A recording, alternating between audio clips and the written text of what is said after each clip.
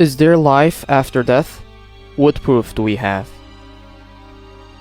Before explaining resurrection and the hereafter, we will point out 3 of innumerable proofs as to the existence of God. First proof. Every village must have its headman. That is to say, there must be a manager, even in a smallest community, which require order and harmony to function. A country requires a president to be governed orderly. Then how is it possible that planets, stars, and galaxies, which are millions of times well-ordered than a village or a country, be without a ruler? Second proof. Every needle must have its manufacturer and craftsman. That is to say, a needle-like simple art and craft cannot be without a craftsman. Then how is it possible that these thousands of species of animals and plants, which are all precious and artful, be without an artist or a craftsman? Third proof. Every letter must be written by someone. Even the smallest script, which express a meaning, cannot be without a scribe. Then how is it possible that a human, which is like a small sample of the universe, and according to the testimony of all sciences, fills hundreds of books to understand it, and all other meaningful creatures be without a writer or an owner? Now we will point out some of the proofs of the hereafter. Proof of mercy.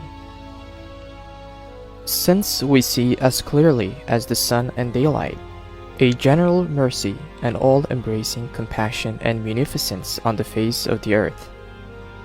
For example, that mercy in every spring adorns all the fruit-bearing trees and plants like the houris of paradise, and fills their hands with every sort of fruit, and then holds them out to us, saying, "Here, help yourselves and eat." So too, that compassion provides us with sweet, healing honey from a poisonous bee, and dresses us in the softest silk by means of a handless insect, as it also stores for us thousands of kilos of food in a handful of tiny seeds and places them into those tiny depots as reserve supplies. Certainly, there can be no doubt that such a mercy and compassion, which nurtures so delicately, would not execute such lovable, believing people who are grateful and worshipful. Rather, they will discharge them from their duties in this worldly life in order to bestow on them even more brilliant instances of mercy. Proof of dignity. Everything, from sun, planets, to the smallest being, perform their duties with utmost exactitude, and do not overstep their boundaries. This shows that they act by the command of a possessor of great glory and dignity. How can Allah, with His glory and dignity, not punish these tyrant, cruel people and those who don't obey Him? Proof of wisdom.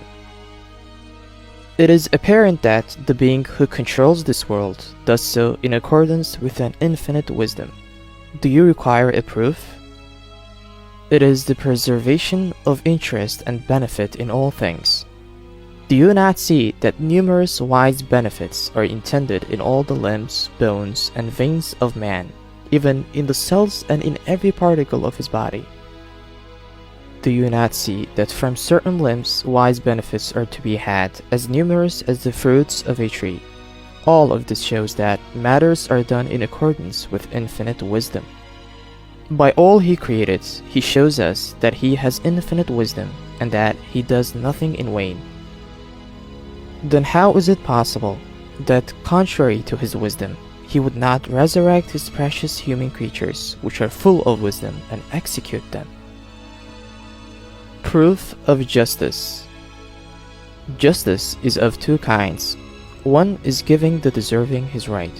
The other is punishing the offender. First kind is visible everywhere without doubt. All things are given their rights in accordance with their disposition, that they receive all the necessities of their being and all the requirements of life in the most fitting form. This shows us the presence of an infinitely just Creator. then definitely the second kind of justice, which is punishing the rebellious, will take place. Proof of Prophet Muhammad sallallahu alaihi wasallam and proof of the Quran. No doubts can close the door of the hereafter and the gate to paradise that have been definitely opened by the most noble messenger, with all of his might relying upon the power of his 1,000 certified miracles, as well as the thousands of decisive verses of the all-wise Quran, a book miraculous in 40 different ways, that messenger whose words are affirmed by all the other prophets and saints. If we can understand even only one of these proofs, it is adequate to understand the presence of life after death. There is a palace with 100 doors all closed. If one of its doors is opened, the palace may be entered and all the doors opened. If all the doors are open and one or two are closed, it may not be said that the palace cannot be entered. Thus, the truths of belief are the palace. Each evidence is a key. It proves the truths and opens a door.